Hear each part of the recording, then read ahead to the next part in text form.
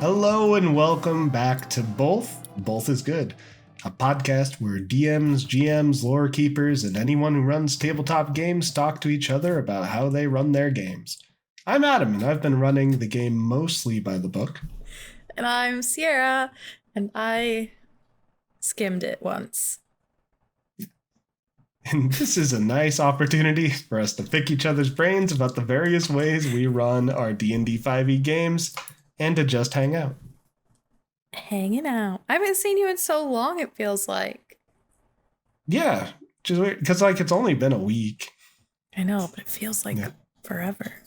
Yeah, it's been a very long week. For you especially. It's been a bizarre changing week. So, just general disclaimer, as always, we're just two DMs, GMs, two of many. This podcast is about the way that we're running our games and how we deal with some of the issues that came up in running our games and how we dealt with it and how we do things. And that can be different than how you do it, and that's fine.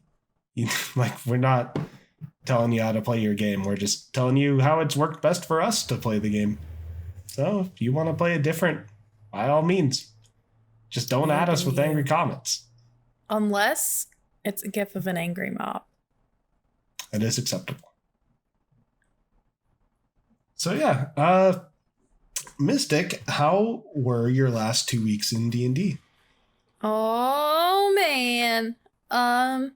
Saturday game played.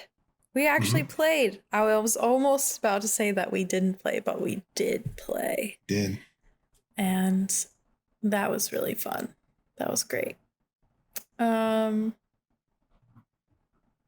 were down a player. And honestly, that would have been amazing to see how she interacted with the world, because she hadn't cloistered person. But also we learned a lot about your character's backstory. I don't know if we learned anything about my character's backstory. In my brain we didn't, but maybe in your brain you did. But we traveled. I'd have to look at my notes. Yeah.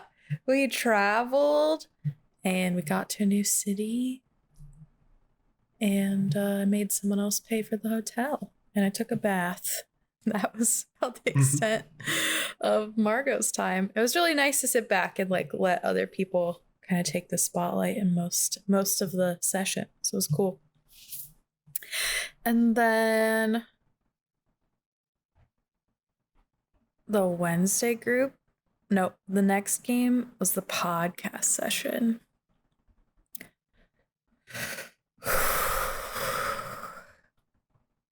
You guys did so good. I'm so proud of you. We pulled on so many strands of everywhere. That's going to be such a good episode. Good episodes when those all come out. Deep lore strands. Everyone was so invested too in what they were doing. It was a tricky one as a DM. I really think that we should do an episode on splitting the party. Yeah. You guys do it every session. Well, if you put us in this city and it's well, I guess we don't know where everyone else is. I guess we better do something. Yeah. Added it to the list. Yeah. It can get hairy. It can get real hairy. Yeah. But we made it through, and I think everyone had a good time. Yeah. I think you navigated it really well. And the way that you ran it was very much I would run it the same way. Very much just popcorn style, let everyone hit a good beat and then switch to somebody else. Yeah. I just love how also in that one I said it during the session too, and I'll say it here. We just hit 3 different tiers of what was going on in the story. Each split was working on a different level of the story simultaneously. Instead of everyone trying to do the same thing but in different ways, it was everyone doing something distinctly different in different ways. Yeah, and then Avis made me cry. Yeah. I was also like really stressed out about like a job change and making a serious decision. There was one moment where Liz made a joke and I almost lost control. Yeah. I almost posted a GIF like under a vague Twitter tweet about it. I'm trying to clip it. Yeah. I'm trying to clip it so that it's like a thing that I can post because it but then watching back, I'm like, this is scary. This isn't funny. This is scary. Anyway, yeah. So then that happened. That was a really good session. And then the Wednesday game played this week. They made an insane decision. Took an. They chose a side. And it was not the side I thought they were going to choose. Oh, fun. Yep. And then they very gullibly went like split the party. Two of them went down to a creepy basement and then realized it was a trap. And then both of those people ended up going down. And then everyone else was like running down the stairs. So I had to do that horrible, painful thing that was like very difficult for me to do as a DM, where I was like, we're going to roll for initiative, but the three of you that were not in the basement are going to have to wait 2 rounds. And literally it should have been longer than that. Like actually, if you're playing by like real Seconds. Time, like, yeah, like it should have been like so many rounds. Like I told them it was going to take like 2 or 3 minutes to descend these stairs that the other people had taken. And of course, like right as we were like saying they're going down the stairs, that the shit hits the fan. And I'm just like, okay. But yeah, they were like, what are we doing? Why can't we help? Because they're like watching their friends die. Yeah. We had a player on 2 bad death saves and 1 positive death save. Ooh. Until they got healed. It was fun. It was suspenseful. I tweeted about finding chips in my dice tray because I was like, and Steph like popped popcorn. There was a moment in the middle of the combat where Steph was like, can we please take a break because I need popcorn for this? And we were just like, yeah, absolutely. Everyone came back with snacks and we just like got in it. Yeah. Those are great sessions. Yeah.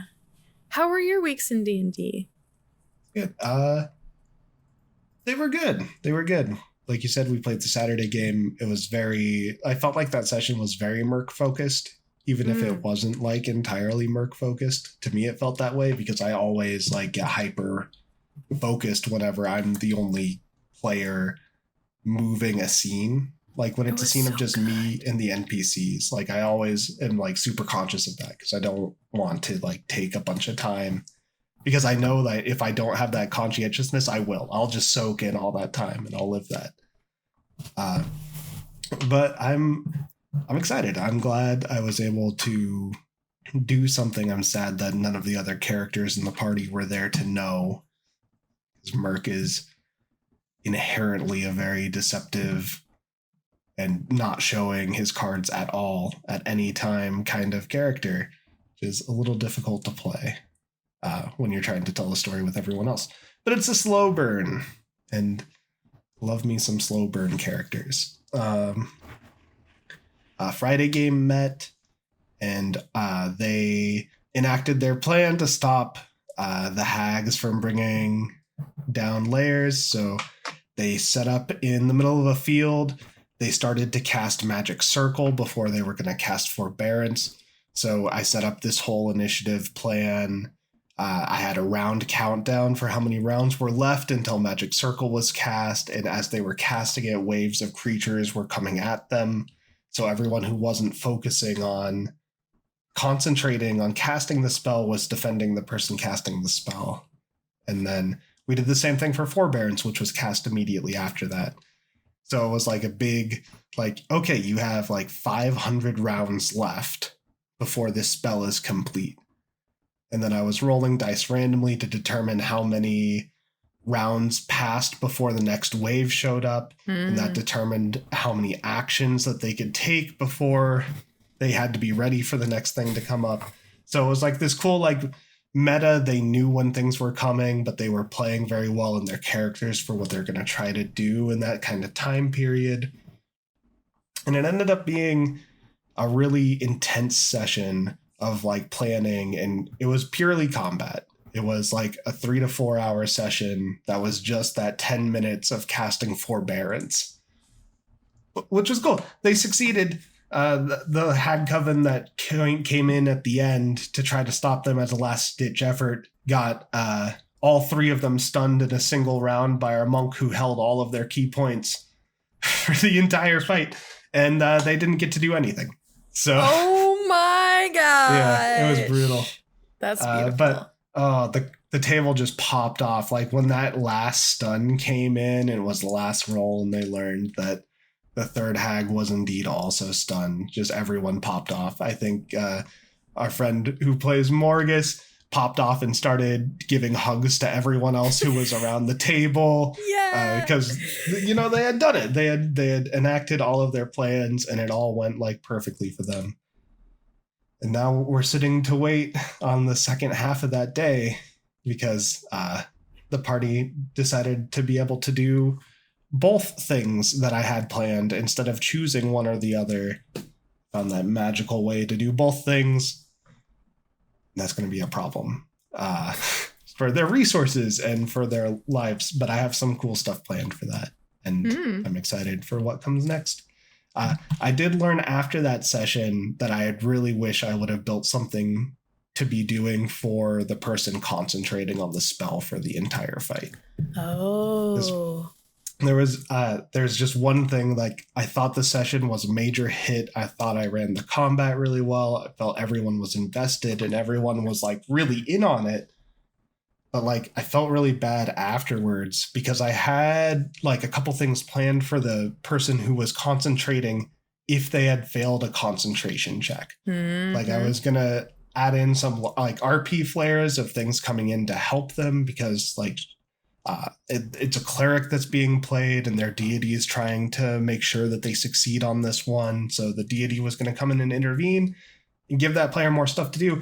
But the player is a badass and didn't fail any concentration checks, so that never came into play. So yeah, it's just one of those lessons for me of like, I shouldn't have made that contingent on a failure. I should have made that something that just happened eventually in the combat to keep that player like capable of doing something during the combat. Yeah, and capable of helping. But that's one of the things you learn when you're playing and when you're DMing. So that was my big takeaway from that. Sunday's great. I'm playing a new druid character. He's like a surfer bro voice, and it's going over great. Everyone loves Bramble. Yeah. Hell yeah. You guys started your next long-term campaign? No, it's like a short-term one before the next long-term one is coming in. So we have a temporary, like one of the other players like stepped in to DM this short kind of one shot. Hell yeah. 2 shot, 3 shot. So that's awesome. Yeah, that was D&D for the most part. I hope you excuse me. I'm going to turn off my mic to cough really quick. Yeah. Cough, cough. All right. Yeah, I think that was mostly my week in D&D, besides doing some more prep for the live stream.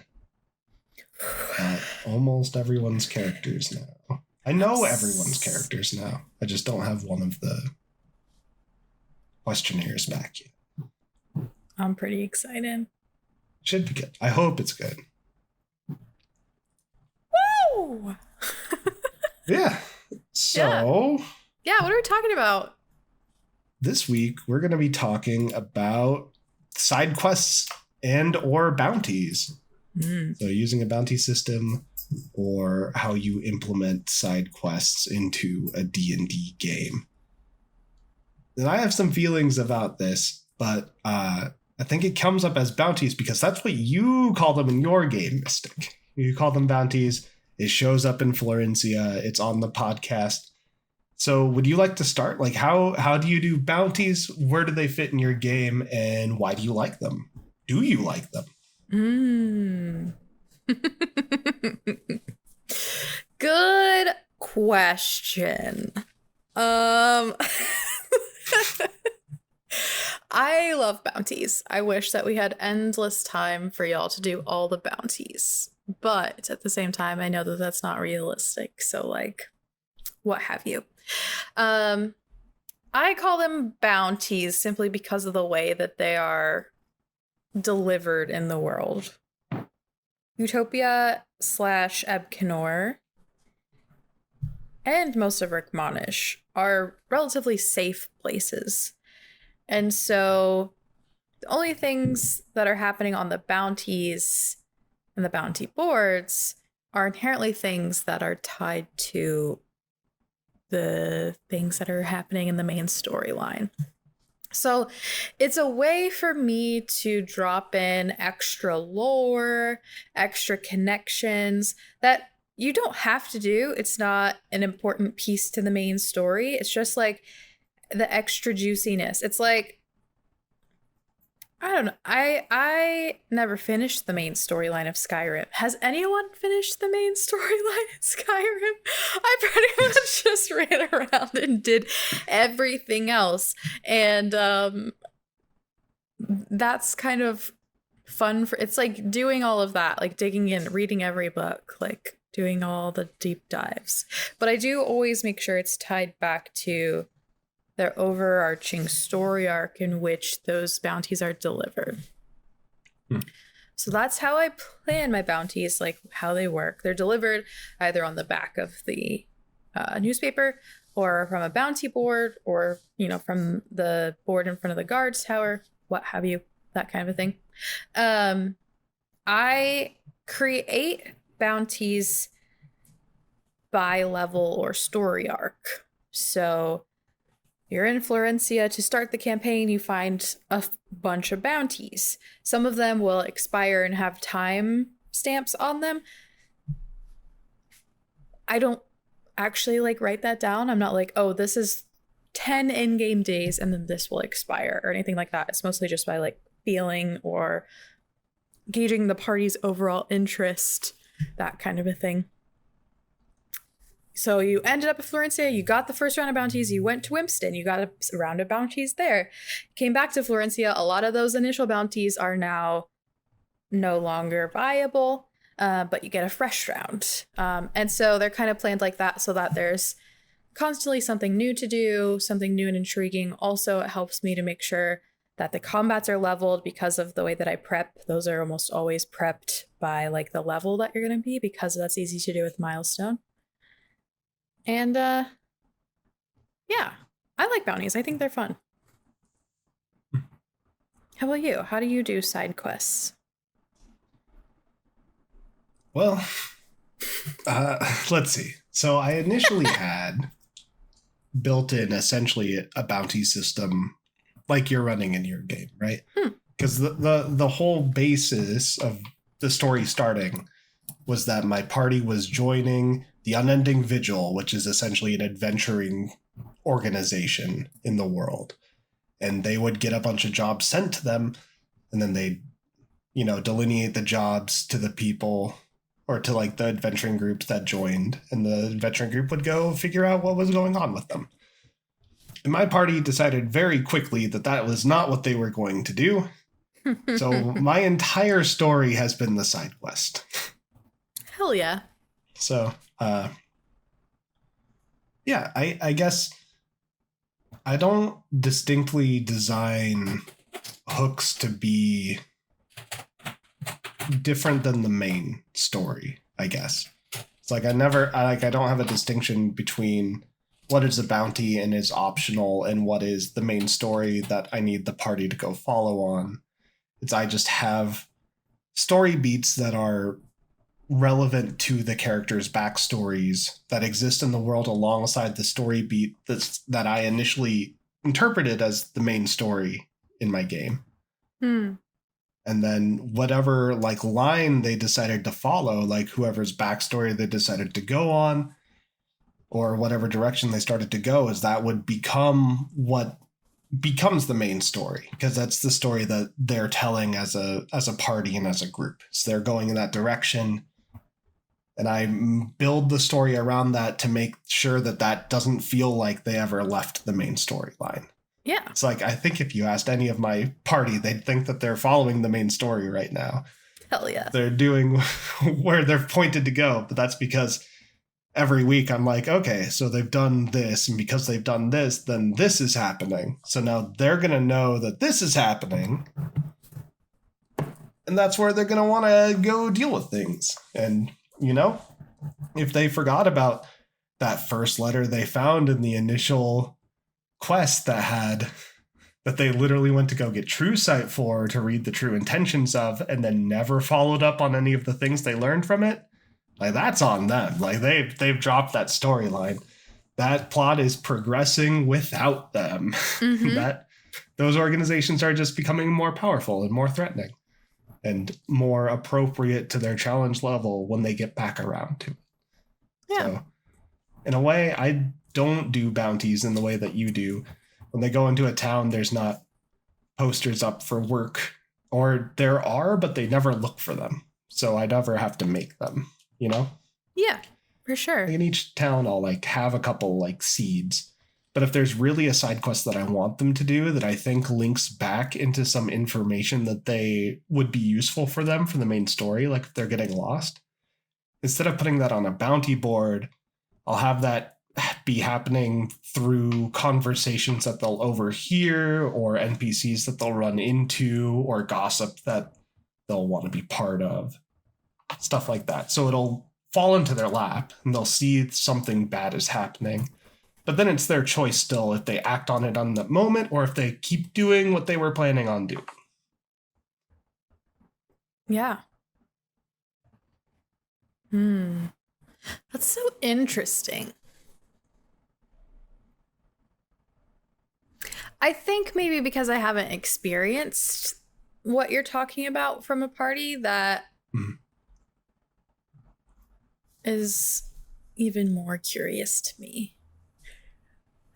Like, you all joke all the time about how you're going to take the houseboat out onto the ocean and change it into a pirate campaign, which, like, I mean, of course, like, I kind of know the set milestones of the campaign, but I'm not going to, like, railroad you into choosing those things, you know? So, like, you could do that if you really wanted to. But it's like you're saying, it would mean, like, not checking up on something that seems pretty important or prevalent to the story. So, like, for example, y'all went to Mel's, you found some shady shit in the basement, you found a random tunnel that took you back into Florencia and a cult. And now the party can potentially leave that how it is, or you can go back to Mel's to get paid and be like, what the fuck? And me as a DM, I can choose to then have that be wrapped up with a nice pretty bow and close all of the loose ends so that it feels like that side quest or that bounty has been complete and you have all the information you need that then gives you to the main storyline. Or I could drop little droppies in to make you go somewhere else, you know? So I feel like you can kind of control that in a way. Kind of. Control kind of. What? Control what are we controlling? Whether or not your party like takes a side quest arc and is like, that's what we're doing. Like, you don't have to keep feeding them the crumbs of more and more lore in the world around a storyline. You could wrap it up in a nice bow and then kind of redirect them. But if you want to just be like, yeah, let's go, and that's what your party's having fun with, then do that, you know? It's all about fun. Yeah, absolutely. Yeah. I definitely think going through a side quest and getting a good wrap up to it is very important. Yeah. I think it's important to make sure that if your party has gone and done something, that completes. Like there isn't like an infinite amount of loose ends there that you're chasing forever. Yep. But like I think that could complete while still lending into what's happening further in the world without it being a continuation of that side quest, right? Oh, yeah. Absolutely. Yeah. For sure. One thing I have experienced in some games, or maybe haven't experienced, but I've heard about a lot of games that make bounties and make a bounty board. And they make it kind of as like these one-off things that end up not connecting. And it becomes very difficult for a game to like kind of continue forward, if that makes sense. Like it feels like you're kind of chasing random combat encounters that don't have plots in games. Yeah, which could work if you're going for more of like what we've talked about before, like a West Marches campaign. That is a West Marches campaign. That's it. You're literally a band of mercenaries, what have you, a band of mages, however you set it up, going out on these one-off, one-shot, two-shot adventures based on people's availability. Perfect structure for that.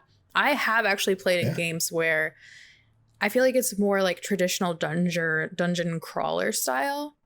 Kind of Skyrim-y, where like you're just going down and you're getting the shit. It's like if your entire world was just catacombs and Elden Ring, you know, like you're just in there grinding it out to get XP to level up, to get new combat stuff, to then just continue on.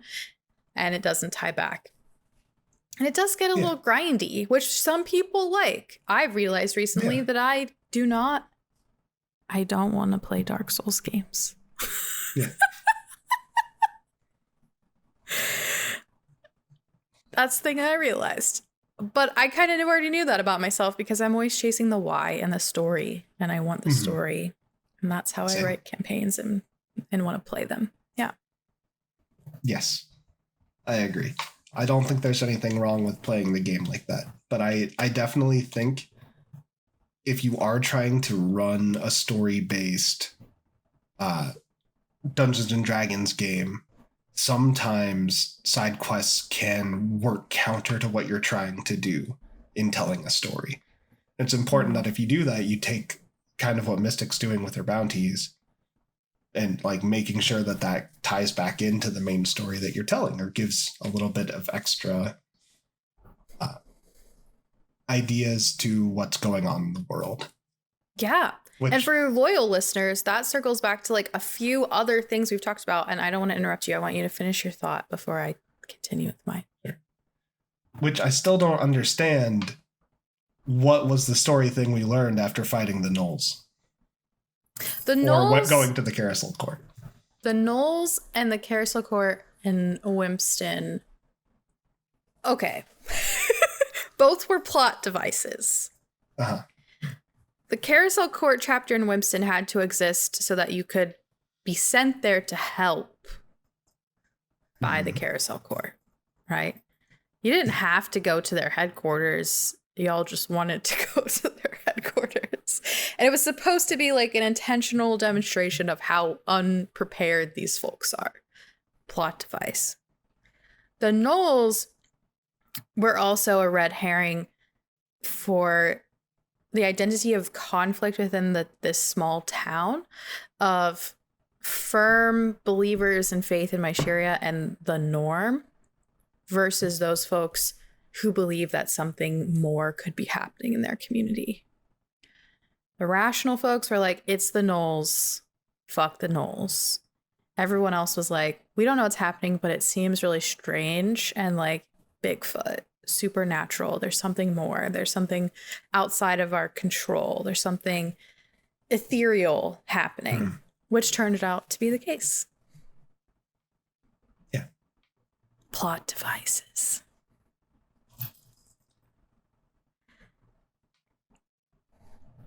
Just I think playing through that, I'm not sure if that was made clear. Yeah, that's good to know. But like I see where you're coming from, and I definitely vibe with that. Like, I agree. Yeah.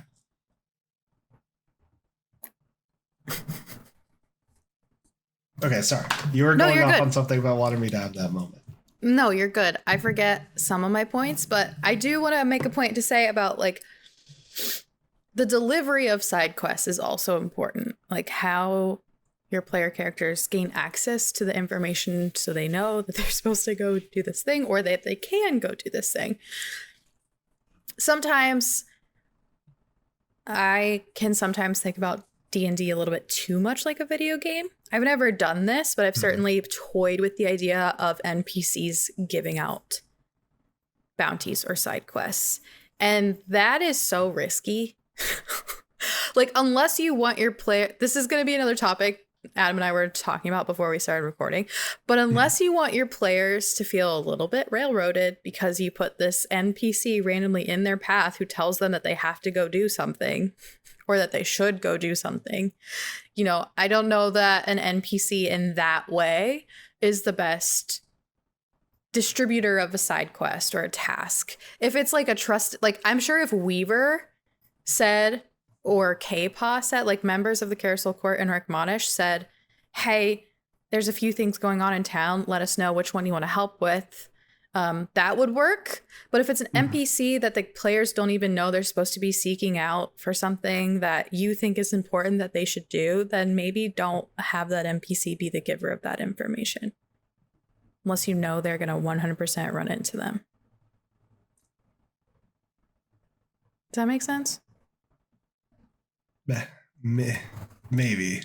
Because I'm thinking about the NPCs like randomly in video games, and you're just like, hi, I'm Mel. I'm the bartender. And you have to click their stupid body animation like 5 times before they tell you what you're supposed to be doing.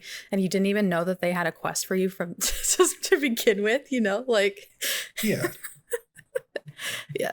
But like, I don't think there's anything wrong with people in the world having problems that they want help with. That is true. It's just like, you shouldn't ever hide valuable, super important game defining information behind those kind of things, in my opinion. Mm-hmm. Man, I think this would make more sense once we sit down and have a story about plot. Yes. And like how we write our stories. I think that's like one of those keys that I'm missing here, because I have a very distinct way of writing the story for what I'm telling in D&D. That's very much like, I like the way the story is, like the party can just like not interact with people and they'll still somehow figure out like things will just start getting weirder, you know, and they'll be like, why are things getting weirder eventually? And then it'll be like, oh yeah, go look at why things are getting weird. Yeah. And then like their story is their story, you know, that's my hands off. That's where the railroad doesn't exist. But like, we got into railroads. We're talking about side quests. I know we're talking about side quests, but I think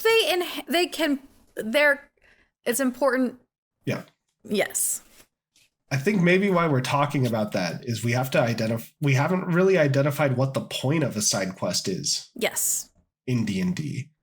Yes. And I guess in my opinion, side quests exist as a way to make it feel like the world isn't just a one-track story and isn't a railroad, right? By railroad, we mean a story that there is only one answer to and you only go one direction and you don't have any agency to go off of the tracks, essentially, of the story. Yeah. Like the story will be told no matter what actions your characters take. Like they could be mean to the person who's nice to them, that person will still be nice to them, kind of idea. Mm-hmm. So is that how you see your bounties in the world, as like a way to give additional options to make the game feel like less of a railroad? No, I don't think so, actually. I think that it's pretty evident, even if you were to just steamroll main storyline, that the world itself is evolving in the way that I DM. I'm not sure if you would agree as a player, but that's how what I strive for. Like, the war is happening, you get the news from the crier, you know that shit is evolving around you without having to partake in these like secondary side quests. The side quests for me are, like I said in the beginning, like a way to deliver additional lore, a way to provide monetary and loot benefits to my parties, like to my players. Yeah, that kind of a thing. It's more of just like extra bonuses and boons. Mm-hmm. Yeah. Because again, they're optional. Like, I don't know which ones you're going to do, which ones you aren't going to do, which ones will pique your interest, which ones won't. And I want to make sure that you can stay on the tracks if you want. Mm-hmm. So then is there any way, like, as a player in your world, right? Let's say I really want to learn about specific kinds of lore. Mm-hmm. How am I navigating your bounties to know that I'm taking the bounty that's going to find the lore that I'm looking for? You don't. Or is it always just kind of a grab bag? It's always just kind of a grab bag. But it will always tie back to the main story. Like the main arc for that pass. And I think it's pretty evident most of the time what that's kind of about as you progress through that. I think the difference in the way I'm telling side quest stories is that if a party member really wants to dig down that lore and they start moving in that direction, that just becomes the story for the time, and they will get that lore they're specifically looking for. Yeah. As it's tying back into the story. 100%. Yeah. I'm going to change my lighting because it's getting darker and it looks weird over here. Yeah. There we go. Changing light levels. No fun to play with. I agree with that. I agree with that for sure. I also...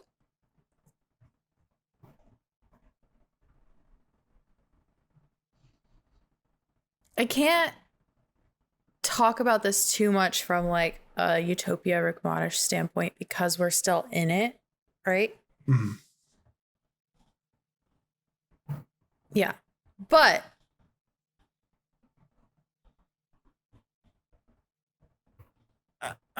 like the Mushroom okay, well, let's circle back to Winston. The Mushroom King. Go back. All of that.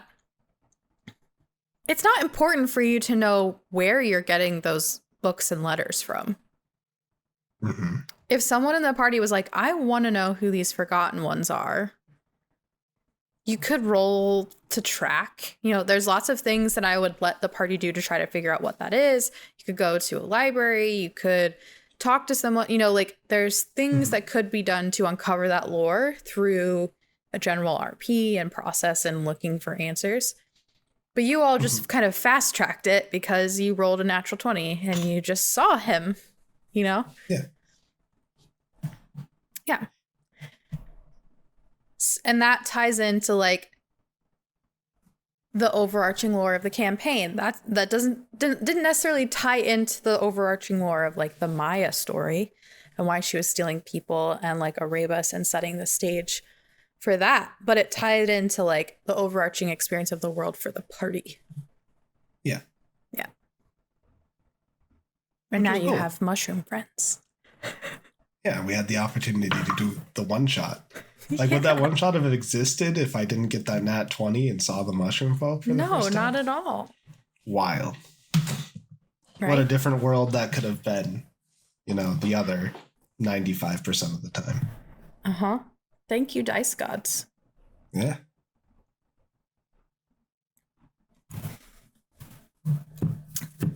Yeah. So I would also say like something to be conscious of if you want to introduce side quests and bounties in your world are like the amount of them you put forth, because choice paralysis I think is something that in my experience at any TTRPG table can be debilitating for literally every party. Yeah.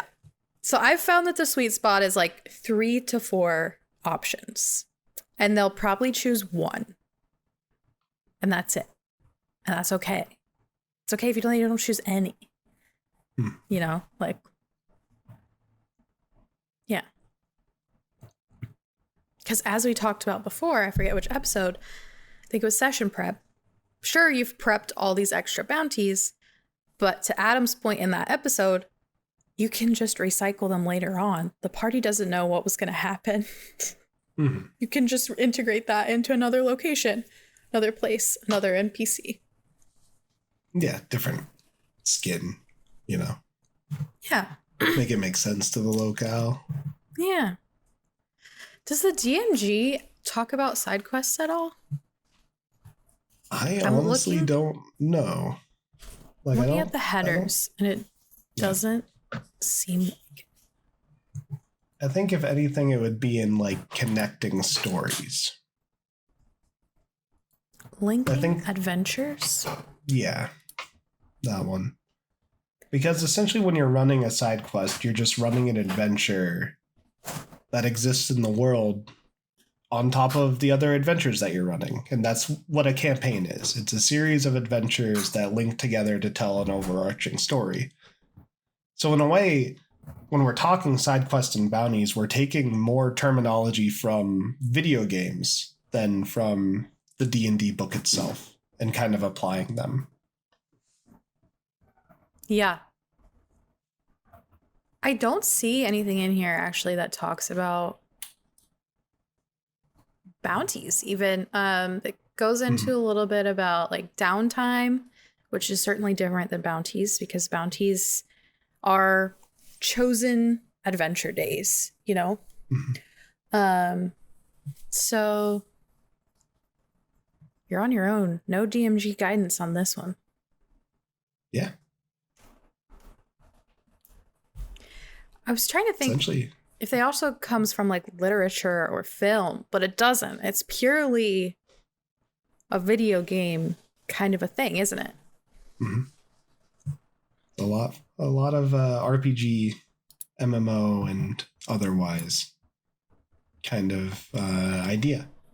This idea that you have these extra requests from normal people in the world for extraordinary people to come help them. And with the draw-in of goods and gold and magic items as the reward. Yeah. What is the craziest bounty you've ever played as a player? And by crazy, I mean like fun or wild or scary, anything. So before COVID started, the campaign we were playing with the Sunday group, instead of being this more structured based story, we were essentially all playing like pirate guilds. And every adventure was just us taking a bounty and going off to sea and charting the path on the map and mapping out the map as we went, and then figuring out how to do the bounty that we were given. So I think the last one we did, or like one of the I think it was the last one we did, just why it was memorable. We like landed on an island because people had gone missing, but people going missing on that island was like the tourist attraction of that island. So like it was, oh no, they've been kidnapped in the night. Won't someone help us? And then they like gesture to like a bunch of like weaponry that they have to help, and all of our characters were really confused, and we very quickly like figured out what was going on, and then like nearly killed the actor who was just playing a role and like doing his job. But then like there was some actual like monster stuff going on as well. So there were the fake monsters blending in with the real monsters, and we had to figure out a bunch of stuff. There was an earlier one to that where we were investigating a town, and it turned out to be an aboleth was like mind controlling the entire town. And that was scary because that was like our second adventure, and we were like level 3. I was like, what are we supposed to do about this? Why are we here? Yeah. Dang. Yeah. How about you? The one that's coming to mind is like super wild, and yeah. We went to an abandoned town, just like that we passed on the road to somewhere else. And we're like, why is this town empty? That doesn't make any sense. And we go inside, and there's kobolds everywhere. We're like level 7 or 8 at this point, I think. So like kobolds were nothing. We just like kind of hacking through them. Mm-hmm. And then we noticed that there was something weird about like the clock tower or like the bell tower in the town. This was a while ago, so I can't really remember the super specifics. But what I do remember is my character opened the door to the clock tower to find a beholder locked inside. Mm-hmm. And I ran back out the door, and then it like exploded out of the top of the tower, and we fought this beholder, only to find that the beholder was actually a robot being controlled by a kobold that was a spaceship to take us to another plane.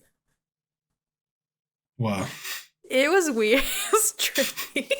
That's bizarre.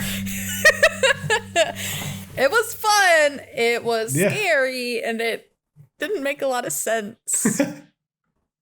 But it just kept unraveling, and we were like, what is happening? Yeah. And then I think we ended up trying to drive it, and we got to another plane. I had a pet coatl. And it like couldn't come with us, and so we're like, oh shit, where did we go? Oh. Then we got stuck there for a few days and then came back. And then we were like, that was weird, and we kept going on the road. Huh. Yeah. Anyways, that happened. What were we doing? What? Oh yeah, we were going to fight a dragon. Yeah, that's standard D&D right there. Yeah. It was pretty fun. You know what? If I had a group of friends that were just like, we don't care about pacing. We don't care. This is the positive and negative about running like a podcast game. I've been trying to really loosen up with the Wednesday game and maybe try to get to this point, but we're also like professionals. A lot of them are business folks in the industry. So there is still a standard, like even though it's a fun home game, I think there's still a standard of like, we are professional folks in the community, and like this is a game that we're playing, and we all bring this level of like fun and professionalism. Mm-hmm. But we're all like super chill, and like I said, we're getting snacks and like freaking out and yada yada. I went on a tangent. I forgot what I was gonna say. I think that it would be really great if you got to a point where you could run like a forever long campaign where you could just make it infinite random ass side quests, and like the main story's there and it's fun, and you like progress that slowly, but like it's just like a funny, fun thing that potentially never ends, you know? Yeah. I've never been in a campaign as a player that made it past like 12th level. Mm-hmm. Or over like 2 years. I feel like that's like a normal cadence for like a campaign nowadays. Yeah, I think it's odd for campaigns to go longer than that or a higher level than that. Mm-hmm. So of course my games. But, you know. Well, you just gave them all the shit. Yeah, I like that's just the thing. So I'm just like, let's have fun. Let's Social go wild XP, with it. baby. Yeah. But it was also not just the XP. It's also because I get to just be like, what do I think sounds like fun today? And how do I incorporate this into the story so far? Like, oh, it's actually pretty easy, and that's going to be pretty cool. Let's do it. Full send. Mm-hmm. Yeah. Should we bless and bane? Side quests and bounties?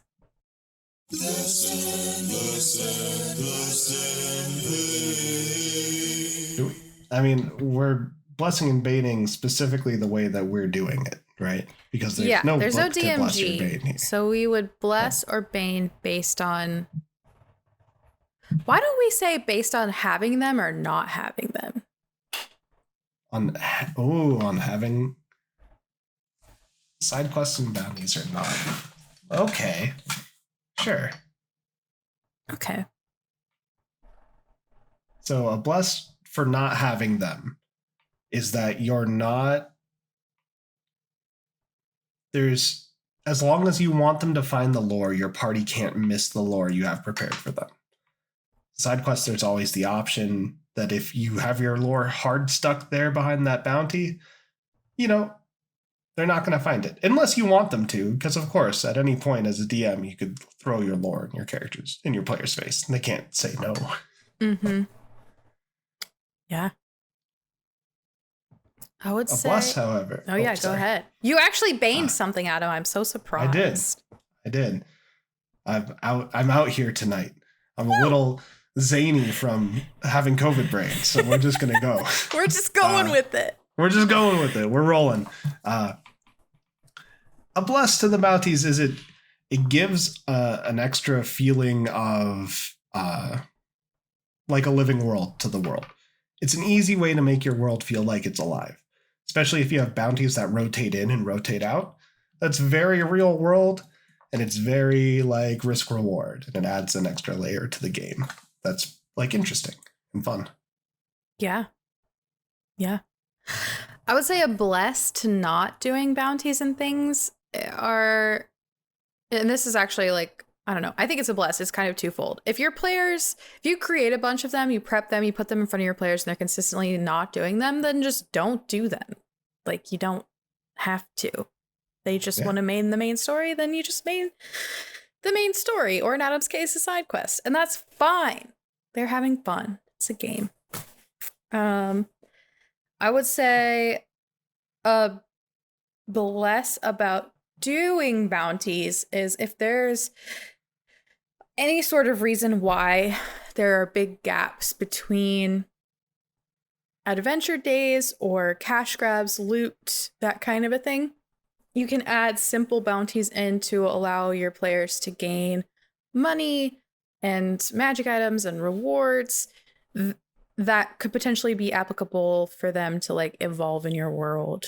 Like if they're paying rent or something, you know, like if they're like, we're going to rent this houseboat, or if they're in like a society where money is a big deal or things are really expensive. There's a lot of reasons why that would be a good thing to have in your world. But again, kind of goes back to plot and like your story. I would say another bless is like you get to tell some fun little perspectives of your world that you might not get to tell if you just stick to the main story.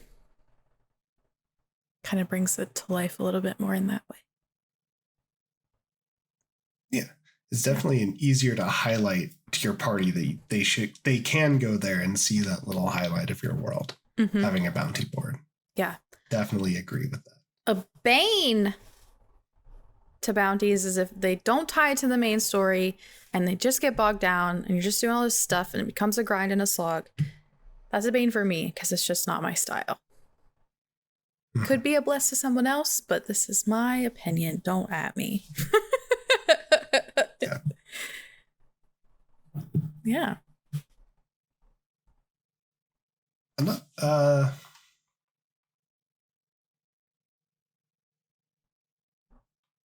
I don't know if it's a bless or bane to having bounties in a normal game, but it might also, like, depending on how you set up a bounty, it might just give too much XP to your party. It might be a way for them to try to, like, quote unquote, game the system and grind XP instead of just kind of dealing with the story prompt that you might have put in front of them.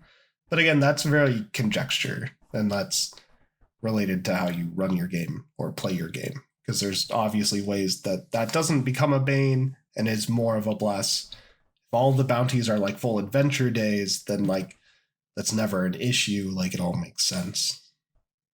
How much XP did the party gain from the Mel bounty? It would have been enough to be like so 200 away from leveling up if we were playing by XP rules.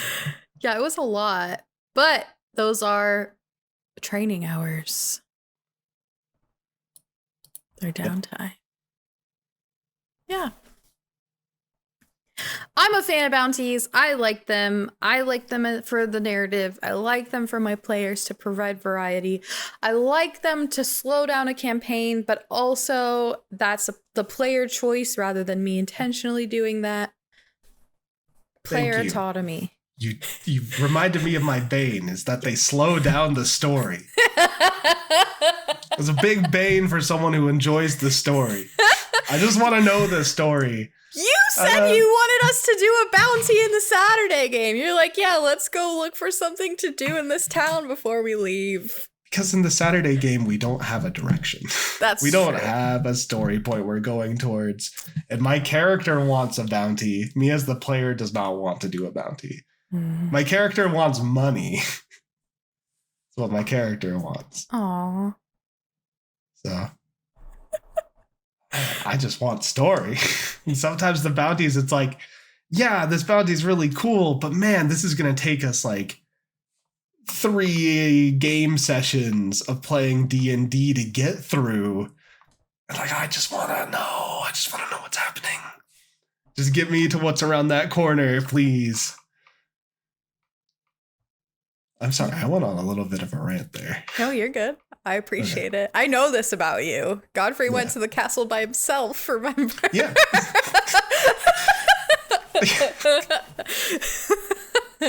Yeah. Like, oh, wow, geez, guys, like 5 more people died. Is anyone going to feel bad about this? No, we don't know them. We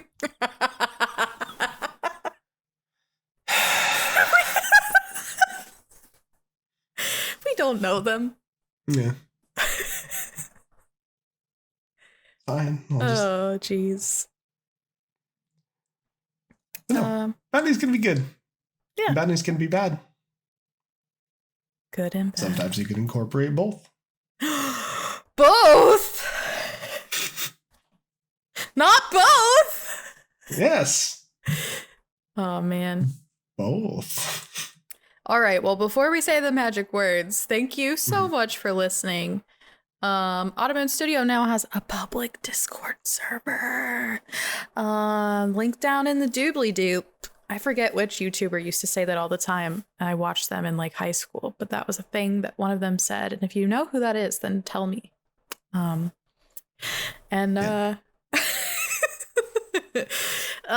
we have a Patreon community. We have socials. We're doing a streams quarterly. Adam's scary stream already happened, but not for us right now and when we're recording. Yeah. Q1 is just around the corner. That's when our next stream will happen. Am I forgetting anything, Adam? If you are, man, I'm forgetting it too. So, you know, it's going to be on your screen. It's like down here. If you just look down here. If you're listening, it's also in the description of the episode. Yeah, that's where down here is, if you're listening. It's the description. Clearly. What do we think about both? We think both is good! Both is good!